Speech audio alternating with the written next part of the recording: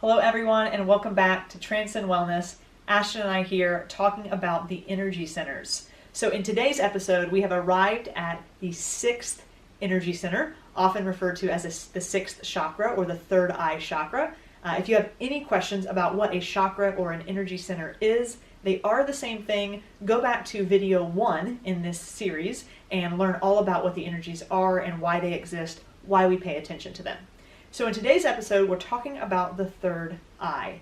The third eye is located between the eyebrows, just above the eyes, and they allow us to perceive things in the unseen world. So just like our two physical eyes allow us to see things in the physical world, our third eye lets us see into the unseen. So there are two worlds of reality. We have the manifest reality and the unmanifest reality. And with our third eye, we're able to see and perceive that what is showing up in our physical world, the manifest, was actually first created in the unseen world, the unmanifest. So not only does our third eye allow us to perceive that this is real and this is true, but it also enables us to tap into the higher wisdom, the higher knowledge that exists. So this knowledge and this wisdom that exists, I often like to call it the field of infinite possibilities. This field is often referred to as God, Source, higher consciousness, even some people call it the universe. So ultimately, what this field is the ever-abundant energy that has always existed, will always exist, and is actually the creator of all the things that we see in our physical world. So our third eye really allows us to tap into this unseen power that exists. It takes us beyond even our minds, our thought life, into a higher realm of wisdom and knowledge available to us. The third eye really marries the two hemispheres of our brain. We have the left, more logical side and the right, more creative side. And the third eye brings those two hemispheres together, and it results in a very special intuition that's available to every single individual. This intuition is that inner voice, that inner knowing. It's the pings that you sometimes receive to pay attention to certain things that might not make sense to you in a physical way, but you receive that inner knowing in that ping. So you want to pay attention to the pings. There is a reason that they're coming to you. This is your third eye operating at a very optimal level when you're listening and hearing that voice. Oftentimes we let ourselves get drowned out by, the noise of the world, the noise of the physical, and the third eye is inviting us to listen to the messages from the unseen or the unmanifest world. Remember to have respect for this intuition that you have. Nurture the intuition. Pay attention to your imagination. It's serving you. It wants to help you. It wants to give you insights that you wouldn't otherwise have. And the third eye is revealing itself to you through these things. So now we're going to talk about health and how the third eye energy center actually can affect your health. So normally when we don't honor our spiritual nature, we end up having issues with our third eye. Some of the physical issues that you may encounter are headaches, problems with the skull, also things including the ears and the eyes. But migraines and headaches are typically the most common when you have an imbalance or a blockage going on with your third eye chakra. Our physical eyes are often strained a lot just because in today's society on our computers and televisions and phones, we're always looking at these different screens with these different lights, and it kind of strains our eyes. So that can actually affect your third eye because you're straining your actual eyes, and all of those things are linked together. So one way that you can do to counter-react the straining of eyes is just to look at simply nature. You can look out a window, look at trees, look at grass, any type of vegetation really would help with that. The third eye is also linked to the pituitary and the pineal gland. Some of you may have heard of the pineal gland before. There's different meditations you can do just for that, which is really good if you want to look those things up.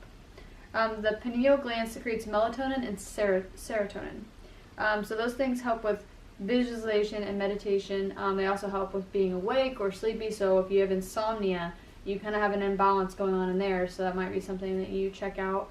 Maybe do a third eye meditation to help with that.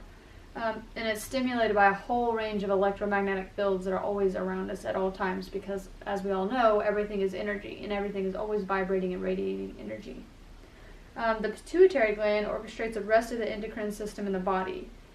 And these glands, they're either producing too much hormones or not enough.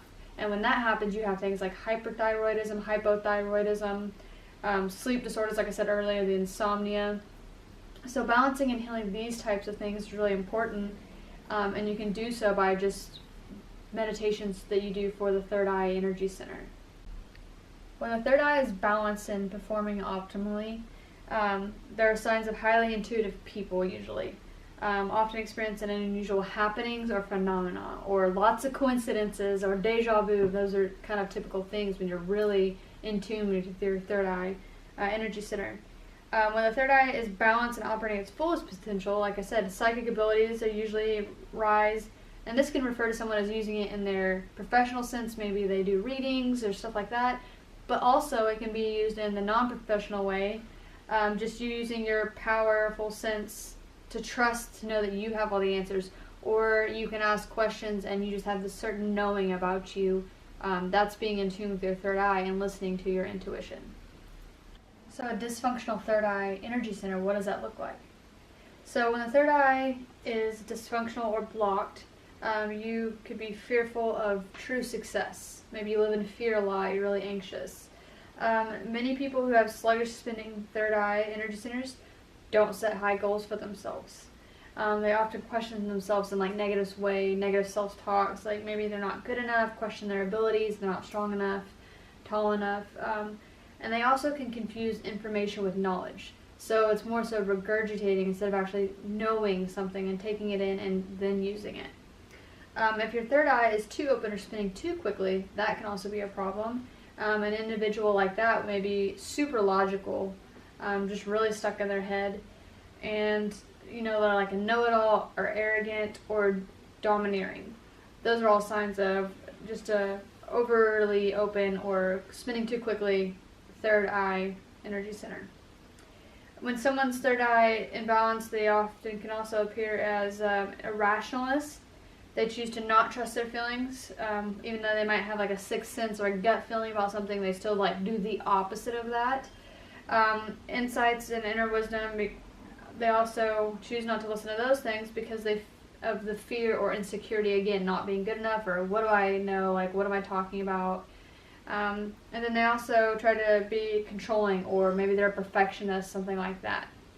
So what do you do if you find that you might be fitting into that category of being imbalanced with your third eye? Of course, as we always discuss, there's several things you can do. One of the things you can do is actually use essential oils. These are pure oils, and the two oils that I would recommend and that are recommended for the third eye are frankincense and basil. You also can use crystals, and some of those are diamonds, emeralds. My favorite to use is actually for the third eye and crown is amethyst. And here I have an amethyst cluster, I have an amethyst point, and I have a tumbled amethyst. Like I said, all these work just the same. It's just more so what works best for you or what you like the best and are drawn to. And as we've discussed before, each of these energy centers, each of these chakras vibrates at a certain key. The third eye vibrates at the key of A. So any of our sound immersion sessions, whether they're group or one-on-one sessions, you're always welcome to come in and have, Shelby or Ashton, who if they're doing sound immersion or Reiki on you, they can actually take note of which energy center is out of balance and do specific work around that particular energy center. So Ashton, every time she does Reiki, she does a scan over you to see which areas may need a little bit more attention and work. And if you specifically want to work on your third eye, then just share that during your consult, during your conversation, and that's something you guys will be able to accomplish. So make sure to tune in next time to episode 8. We will be discussing energy center number 7, the crown energy center.